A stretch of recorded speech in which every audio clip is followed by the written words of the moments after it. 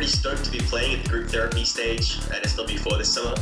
It's a festival that I've wanted to both go to and play at for a very long time, so I'm pretty excited to finally get the opportunity.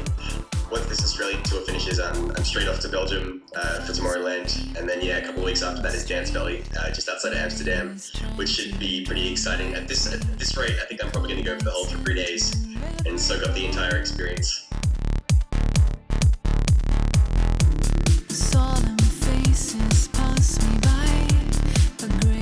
Well, I think sometimes the best parties are the ones that are in kind of unusual locations. You know, I think people have been to so many events in clubs and in, kind of big halls and stuff like that. And sort of to take it outside and put it somewhere sort of unique that's sort of amongst nature, I think that always makes for a really interesting party. And it definitely changes the way that people play and the experience that people have.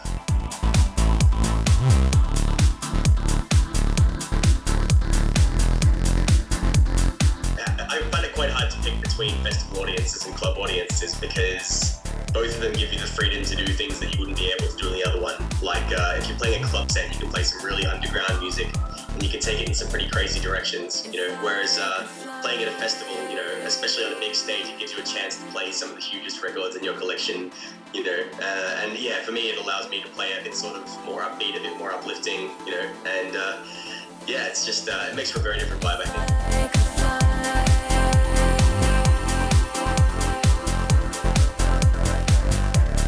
Gig, I try to have a kind of basic structure lined up for what I'm going to play. So usually I know what I'm going to play for like the first couple of tracks, and generally I know how I'm going to finish the set as well. I've got a couple of ending tracks that I make sure I want to finish on because, there are some tracks out there that are just really good for that kind of thing.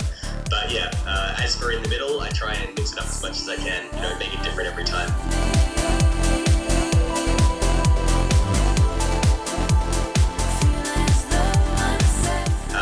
My set at Dance Valley, you can definitely expect some brand new tunes from me that nobody's heard yet. Some tunes off my forthcoming second album coming later this year, and some brand new Anjunadeep bombs as well.